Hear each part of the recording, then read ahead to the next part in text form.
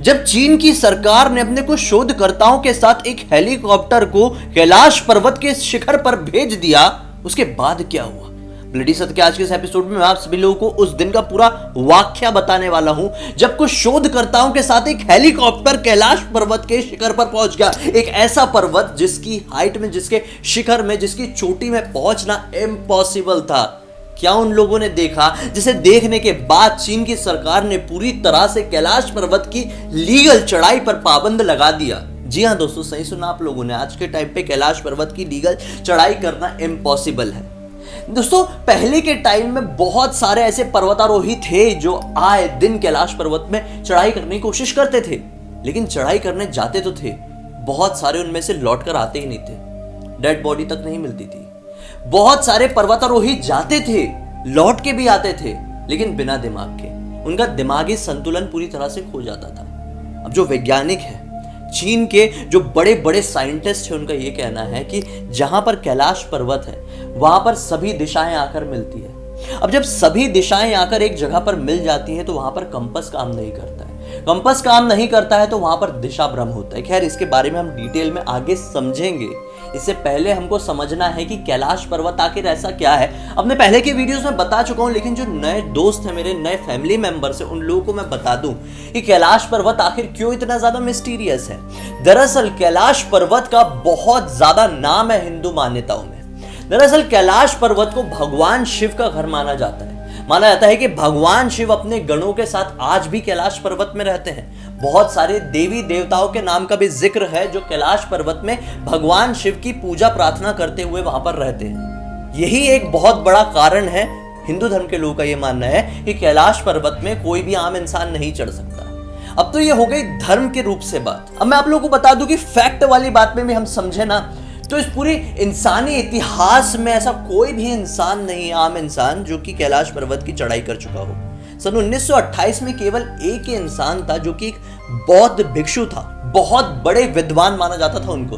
उनका नाम था मिलारेप्पा। मिलारेप्पा एक इतने बड़े विद्वान थे जिनके गुरु भी उनके शिष्य हो गए थे। केवल इंसानी इतिहास में यही एक अकेले इंसान है जो कैलाश पर्वत की चढ़ाई कर पाए थे। उसके बाद बहुत सारे लोगों ने कोशिश की, लेकिन कोई चढ़ नहीं पाया। सन 1991 में चीन ने जब देखी कि भाई बहुत हो रहा है, कोई चढ़ क्यों नहीं पा रहा है, हमने अगर चढ़ाई कर ली है तो दुनिया में नाम हो जाएगा, तो उसने 8 बड़े बड़े पर्वतारोही की एक टीम बना दिया। इतने बड़े बड़े जो कि ना जाने कितनी बड़ी बड़ी चढ़ाई कर चुके थे। माउंट एवरेस्ट में फतह हासिल कर चुके थे, ना जाने बहुत बड़े बड़े पहाड़ चढ़ चुके थे।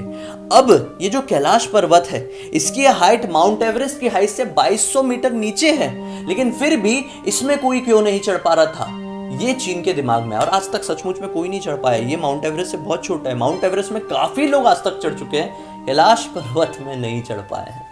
तो चीन ने ऐसे लोगों की टीम बनाया जो माउंट एवरेस्ट में जीत हासिल कर चुके हैं। वो सारे लोग मिलकर कैलाश पर्वत की चढ़ाई शुरू कर दी।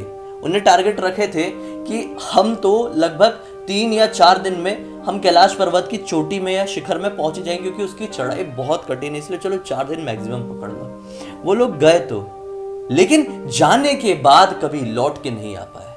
माना जाता है कि उन लोगों की चढ़ाई के कुछ ही समय बाद कैलाश पर्वत में एक हिमस्खलन हुआ, जिसकी वजह से उनकी डेड बॉडी भी आज तक नहीं मिल पाई। ये एक बहुत बड़ा किस्सा हो गया। और फिर उसके बाद चीन ने सन 1996 में 4 शोधकर्ताओं की टीम बनाई। ये शोधकर्ता बहुत ही ज्यादा इंटेलिजेंट लोग थे। इन्होंने ना जाने कितनी सारी चीजों के ऊपर शोध करके रखा था।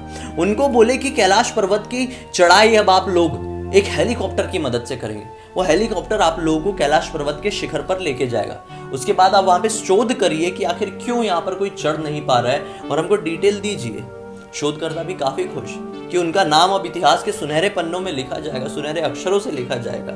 लेकिन उनकी एक बहुत बड़ी गलती थी ऐसा सोचना। वो लोग हेलीकॉप्टर में सवार कैलाश पर्वत के मिड हाइट में ही पहुंचते हैं तो क्या पाते हैं कि बहुत जोरों से हिमस्खलन होने लगा है।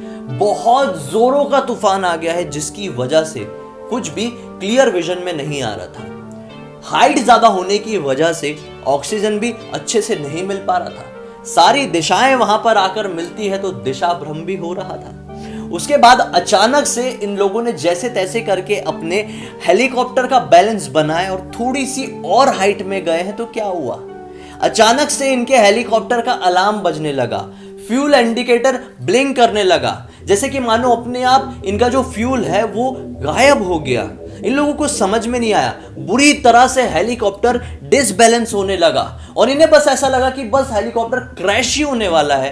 तो इन्हें उस क्रैश को बचाने के लिए वापस से नीचे आकर अपना हेलीकॉप्टर लैंड कर लिए।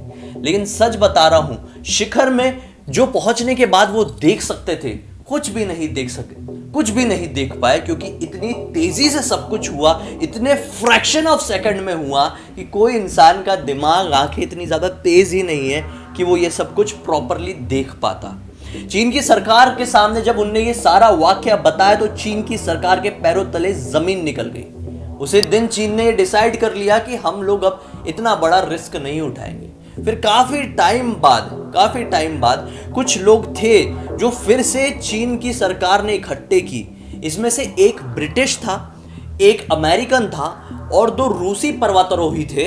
इन लोगों की टीम बनाई और बोले कि आप बेस्ट हो, आप दुनिया के सबसे बेस्ट पर्वतारोही हो, आप लोग कैलाश पर्वत की चढ़ाई करो, उसके बाद आपको जो भी चाहिए होगा, मतलब जितनी भी प्राइज मनी या फिर जैसा भी नाम चाहिए होगा, वो चीन की सरकार आप लोगों को देगी। वो लोग भी खुश। उन लोगों ने टारगेट बनाया कि हम इतने इतने दिन में ऊपर की चढ़ाई कर लेंगे। उन लोगों ने कहे कि मैक्सिमम ये 8 दिन का हमारा ट्रैवल रहेगा, हम 8 दिन में कैलाश पर्वत में फतह हासिल करके वापस लौट के आ जाएंगे। वो लोग गए तो सही, 8 दिन में वापस आए भी, लेकिन जब वो वापस लौट कर आए तो उनकी पूरी दुनिया ही चेंज हो चुकी थी।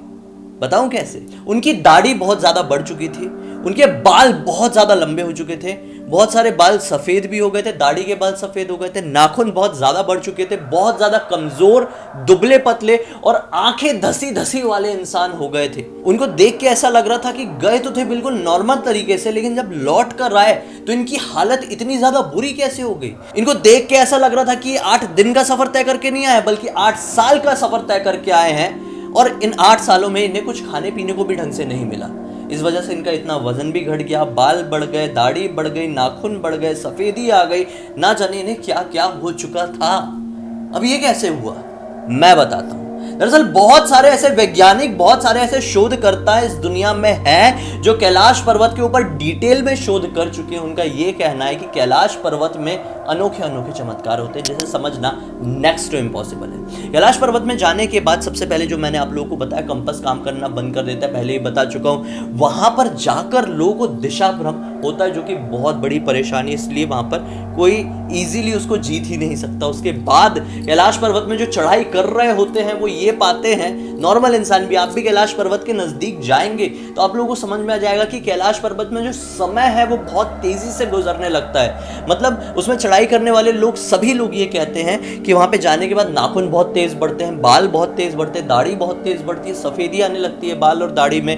ना जाने ऐसा क्यों होता है, आज तक कोई नहीं समझ पाया। इसके बाद की बात मैं आप लोगों को बताता हूं। सन 2004 में मॉस्को के एक पर्वतारोही प्लस शोधकर्ता थे, उन्होंने डिसाइड किया कि मैं अपने बेटे के साथ कैलाश पर्वत की इल्लीगल चढ़ाई कर दूंगा, किसी को भी पता नहीं चलेगा, मैं चढ़ के रहूंगा। ये अपने बेटे के साथ कैलाश पर्वत में एकदम गुप्त तरीके से गए और वहां पर रात के समय टेंट लगा दिया और बोले कि हम सुबह सुबह 4 बजे के आसपास चढ़ाई करना शुरू कर देंगे। क्या होता है, रात के टाइम अचानक से बेटा आता है, बेटा बाप को झंझोड़ कर उठाता है, बोलता है पिताजी उठिए, बाहर देखिए। पिताजी उठ के जाते हैं, बाहर देखते हैं तो उनके पैरों तले फिर से जमीन निकल जाती है, क्योंकि उन्होंने ये पाया कि जो सामने कैलाश पर्वत उनके दिखाई दे रहा था, उस कैलाश पर्वत में बहुत सारे अनगिनत स्वास्तिक बने आ गए हैं, जिसे देखकर निरंतर उनकी आंखों से आंसू बहने लगे। वो इस चीज को नोटिस कर ही रहे थे कि अचानक से वो लोग ये पाए कि कैलाश पर्वत की काफी ज्यादा हाइट वाले हिस्से में लिटरली बहुत सारी चमकीली रोशनी निकल रही है, अलग अलग रंग की, रंग बिरंगी बबल्स निकल रहे हैं, गुब्बारे निकल रहे हैं मानो, जो कि हाइट में जाते हैं और फूट जाते हैं, जिससे बहुत खूबसूरत रोशनी हो रही है। इस मंजर को देखकर वो लोग समझ गए कि हम लोगों की इतनी हैसियत नहीं है जो इस जगह पर कदम भी रख पाए। इस जगह में कुछ ऐसी अलौकिक शक्ति है जिसे आने वाले 1000 लाख करोड़ साल तक भी कोई सुलझा नहीं सकता। तो हम दोनों बाप बेटे किस खेत की मूली है। उसी वक्त उन लोगों ने डिसाइड कर लिया कि हम लौट के जाएंगे, पूरी दुनिया को बताएंगे। उन लोगों ने एक किताब भी लिखी जिसमें इसका साफ साफ वर्णन वर्णन किया गया है दोस्तों कि आखिर उन लोगों ने क्या देखे।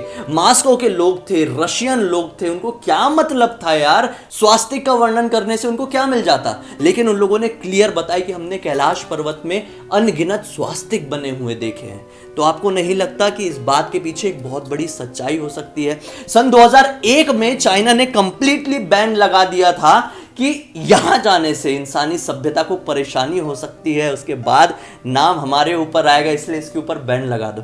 यहां पर कोई चढ़ाई कर ही नहीं सकता। दोस्तों इतने बड़े बड़े वहां पर केसेस हुए हैं कि लोग जाते हैं और देशाभ्रम के कारण जब नीचे आते हैं तो उनका दिमाग ही खराब हो जाता है। बहुत सारे लोग नीचे लौट के आ ही नहीं पाते हैं। तो आखिर क्या समझे इसको? क्या भगवान शिव सचमुच में आज भी कैलाश पर्वत में रहते हैं? रहते भले ही होंगे, उनको देखना आसान नहीं है। बहुत सारे लोग होंगे जो दिमाग वाले मेरा वीडियो देख रहे होंगे, कहेंगे कि क्यों ना सैटेलाइट वाले कैमरे से हम लोग भगवान शिव को देख ले, इतना आसान है क्या? मजाक है क्या? नहीं पॉसिबल है। भगवान को देखना इस जन्म में आपके लिए पॉसिबल नहीं है, फिक्र मत करो। तो ऐसी बातों का मजाक बना के कमेंट सेक्शन में कुछ भी उल्टा सीधा मत लिखा करो। और रही बहुत सारे लोगों की बात जो बोलते थे कि हेलीकॉप्टर से क्यों नहीं चले जाते लोग, देख लेते, गए थे भाई, पता चल गया ना। उसके बाद ही चीन वालों ने उसकी चढ़ाई पर बैन लगाए हैं, क्योंकि उनने उस दिन कुछ ऐसा फेस कर लिए जो कि बहुत अलग था, बहुत अलौकिक था। उम्मीद करता हूं कि आप लोगों को आज दी हुई जानकारी और बात अच्छी लगी होगी, पसंद आई होगी। अच्छी लगी है, इस वीडियो को पसंद किए हैं तो इस वीडियो को लाइक जरूर कर देना, चैनल को सब्सक्राइब करके बेल आइकन दबा के ऑल के ऑप्शन में क्लिक करना, क्योंकि इसी तरह के हैरान कर देने वाले अनोखे वीडियो आप लोगों के सामने रेगुलरली लेके आते रहता हूं। इसका लिंक इस वीडियो के डिस्क्रिप्शन बॉक्स में मिल जाएगी, क्लिक करके डायरेक्टली वहां पर पहुंच जाना। चलिए कल फिर से मिलते हैं, तब तक के लिए बहुत बहुत धन्यवाद। आपका दिन शुभ हो।